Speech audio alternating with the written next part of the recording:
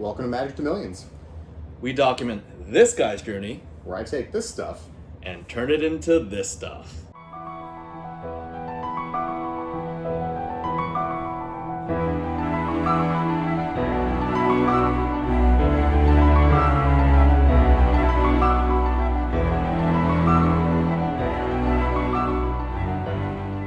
Hey guys, welcome back to the channel. Welcome back. You know, we got a fun topic today for you. It's we're gonna kind of break down a little bit of our methodology in the buy. And we're gonna use our recent buy that we did with the Legends packs and the duels because it's a good data point in the market. MTG 30 happened literally while we're in the process of going through and monetizing it. It's a great data point to look at. And kind of what we're gonna do is we're gonna break down why are we getting pounded ripping Legends packs? Because obviously, like, there's more EV if we just sold the Legends pack sealed. No one's going to argue that a sealed pack is worth more than an open pack. There's potential that you can open up a Tabernacle and now your unsealed pack is worth more. But I mean, obviously, like, let's remove like the rainbow scenarios here where it's all daisies and hunky dory. But like the reality is like most of the time, For the most part, yeah. opening a pack is negative EV. And we're going to kind of break down our collection methodology buying point on this particular collection. So, Saint, I'll toss it over to you for a little bit to kind of start the process here. But just a quick overview of what that included. It was a large portion of played duels, and then there was a few near mint duels that were in there, and then there was a large portion of Legends packs as well for the first portion of the buy. Yeah, I think it was like 50-ish Legends packs, and there was over 50 dual lands. There was over 50. Yeah, something like 62 or however it was a many good dual number of lands. them. Even two of them were unlimited. Unfortunately, neither of the unlimited dual lands were gradable. That was a bummer. Yeah, but we had assessed the dual lands and we had assessed the sealed product, and this is actually a pretty good mix. It's a compelling roughly 50-50 mix. Yep, it is. And firstly, that already diversifies your risk because dual lands are, I would say, among the most liquid assets in That's Magic just like the having Gathering. cash. Yeah, it's Like- like cash. It's the cash of Magic. Except these dual lands had been sitting in binders or in a collection since the mid 90s, and there was playware on them, and you and I had identified that although they looked LP to MP, some of them, that well, a lot of it were those gray spots and just dirt and gunk and yellowing that just... Because it's white border cards, it shows that stuff, it happens. Yep, that just happened even if you sleeve your cards. It happened back then, and we had assessed that the condition could be improved. Now, you know, you're putting substances, you're putting moisture on cardboard. These are paper products. It's not without risk. I'm not proactively encouraging it, but there was a world where we saw that if we had put our experience, our know-how, and if we had taken the risks and just rolled up our sleeves, we could create upside within that batch of dual lands, and the liquidity would have been, you know, we would have moved up from X to X times 1.2 or X times 1.3. And just on the 60-something, 62 dual lands, let's call it, we unlocked, I would say, mid four figures of additional upside from the work that we put in the duels. And not only that, that's just on the raw side. Let's call it we made somewhere between $4,000 and $6,000 extra on the sale of the individual duels. We converted some of that to graded assets where because they were graded, because they were silver label or better, I think we only got one gold label, but... Yeah, we did only get the one gold. It was a Badlands, Yep. But even the silver label, if you watch other graded Magic channels, 8.5s probably return you 10 to 15%. 9 duels probably return you anywhere from 15% to 30%, depending on if it's a 9 basic plus plus, 9 quad, 9 quad plus, etc. And I would say overall that it was plus EV for us to grade the duels. Hey, I'll be honest, it is a slow market right now. It is very slow. Yeah. I've only sold 2 of the UCs, and I've had plenty of lowball offers in the 60 to 70% range on cards. But it's I'm going to pay you, you know, for your graded asset that's worth more than TCG market. I'm going to pay you 0.7 times TCG market for your say, 9 quad graded asset. I think you phrased it really great that one time of, I'll give you 70 cents for your dollar all day long. Yes. If you guys want, we'll give you 70 cents for your dollar dollar all day as well. Yes. I will sit there all day long and hand you 70 cents and you give me $1. And I am not beyond that. In this case, it's not even like that. They will give you 70 cents for $1.25.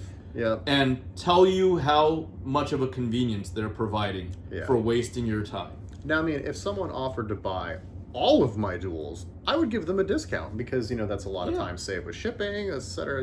80, 83%. Who knows? Maybe if it's enough duels, 78%. I would eat into my upside because, at that point, like, I've saved time. My time is valuable too. Like, it's fine. And that's another thing. Because of the pure scale, and we explained this to the seller, he knew. We went through the whole discussion with him. It's like, if you sell on eBay, you're eating minimum 15% on a 1-to-1 basis. On TCG Player, I thought we weren't supposed to mention platform names, but we're already in there. TCG Player, you're spending like 13%, right? Yep, plus shipping and then fees and plus risk, plus fraud, plus returns, plus people, jerking your chain back and forth, and we'll try to put in fake Chinese proxy or whatever. They'll send it back. They'll ask for a return and they'll send it back with a fake card, and then you got to go through the dispute process. And your time, your shipping, that's valuable. It is. That whole rigmarole is not without risk. However, back to the collection buy. Yeah. We use the raw upside to offset our sealed cost. And again, like you said, there's a very low possibility, even and especially on searched packs, which we assume that these packs were searched, that we go even or even make something. Yep. In this case, our analysis is that we both believed the seller, right? It came from a personal referral. The seller was not going to be like, these came from a fresh sealed box. He's like, no, they weren't. No, they weren't. They came from a local game store, and here are the receipts, though. And we were both like, well, if the local game store sold these packs in '94, is there a greater than 10% chance? Probably less than 50% chance, but greater than 10, call it 10 to 50% chance that this local game store did not search the packs. And to that, I would say yes, because if the receipts were from like 98 or 2000, searched, right? Then definitely search, because 1,000,000%. You have, 98 would be 5 to 7 years for the local game store to have, learned about searching and gone through it. Yep. These transactions literally happened in the months of, call it, June to October of 1994. Yeah, pretty much like release month plus a month or two. Like release not enough month. time to really dig into that. So yeah, I would say that encouraged us to be more aggressive about the purchase. Yeah. And we are banking on search prices, which are only a fraction of fresh box break prices. Because search prices, usually I would say a search pack sells for 40 to 60% of a fresh sealed booster box price. Yep. And we're hoping to get untampered, unsearched assets, and we're looking to discover and go through that excavation process of and the fun and the sweats, and fun, the sweat, the general feels of going through 94 Magic, going through vintage Magic. And that's another thing too we calculated into this particular buy is we also knew that we had some upside long term through our channel, right? So every time we record a video of a pack being opened, you had upside. I'm not doing any editing, and I'm not holding my breath for when this guy actually monetizes, because I've been through it once already, and I'm like, there's almost, and I don't my partner on that channel takes it all on that channel as well, and I'm like, I'm just like, no, I'm not gonna be in a position where I'm stressing out about metrics or monetization on yet another channel. There's no way. Sorry, continue. No, it's fine. But we knew we had some upside built into that in the future because as the channel grows and stuff, there's more buys that come in. There's, just the view counts, monetization from YouTube. There's future things that we have hopefully built in and will scale into that even if we bite it on our pack openings, it's long term, we think we'll do better because through the collection buys we do through the channel, people we get outreach through, references, just the overall build of our network from this is going to give us more upside long term than say just keeping the packs sealed and selling them for like 15 or 20% more than what we bought them for. Well, if we just bought packs and sold them, then we wouldn't have a channel or content to actually do. And you got that consignment deal. Yep. We do have a couple of people kicking around asking us if we can assist them with parting them from their vintage assets. And so far, the deals aren't unreasonable, but there's nothing big or juicy that is in the right range. We're probably looking for 5 figures and up so that we can actually make content around it, similar to the first 2 deals that we did. And that hasn't come across yet. So we're still looking. We're still looking for opportunities. And we will buy smaller collections too. It's just, we may not feature everything on the channel, but we do feature some buys on the channel and stuff that we do. I do well, you do your private purchasing that doesn't show up on the channel. I do my private stuff as well. I do my private purchasing, and then outside of the channel work, I defer and I consign my private deals to the consigners, so I don't have to deal with it. But jointly, we've got everything here, and if you'd like us to assess your collection and break it down and give you a fair amount of liquidity, as long as you're willing to make sure that we get to authenticate everything, we're glad to consider a transaction, especially during this very volatile time in MTG 30, let's go Magic 30 to the moon. Who says that? Oh, there's some people. I feel bad for those usually they're only in the business to make money, and that's what these major stores, major retailers. Poor souls. Poor souls.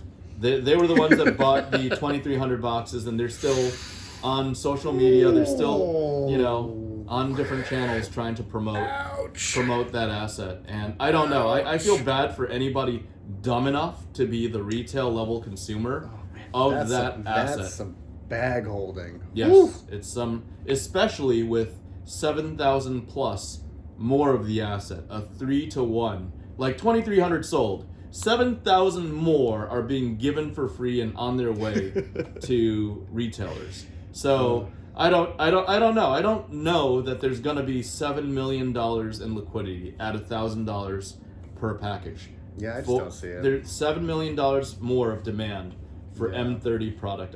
I just don't see it, but that's not what this episode is about. It's about collection buying and methodology. And methodology. And we broke down our very first collection buy. Hopefully it made sense to you guys. Hopefully you understand the case. Hopefully you also understand the case for fun, because we both came in here with the expectation that if we ended up with $1 million retail of Magic product and it cost us $1 million, or it cost us over $1 million, we're okay with it, as long as we have the time to slowly build up that position.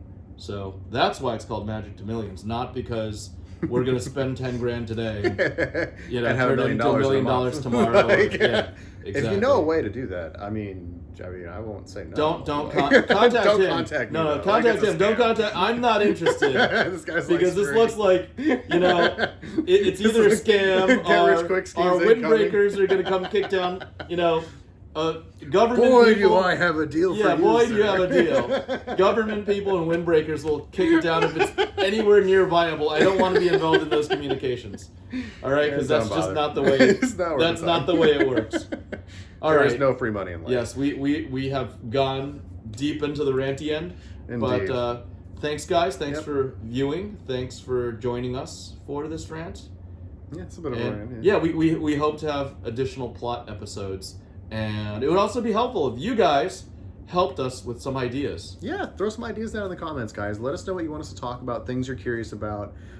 If there's just random crap in the market you want to know, like why vintage or why this or whatever. Yeah. Throw in the comments. We'll look at them and we'll make a video on it. Or Like email us or on email me. our channel email. Actually, quick aside, I did have someone email me with some questions and stuff about something like that recently, and we had a great conversation and stuff, and it was a pleasant talking to them.